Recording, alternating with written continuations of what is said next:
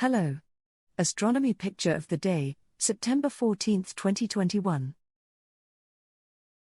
Today's video is about Mars Panorama 360 from Curiosity. Which way up Mount Sharp?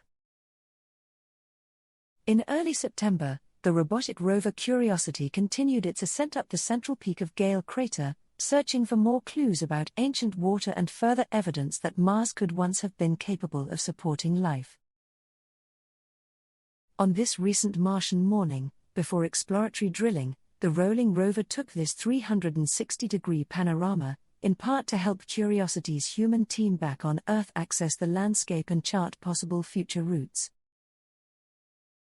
In the horizontally compressed featured image, an amazing vista across Mars was captured, complete with layered hills, red rocky ground, grey drifting sand, and a dusty atmosphere.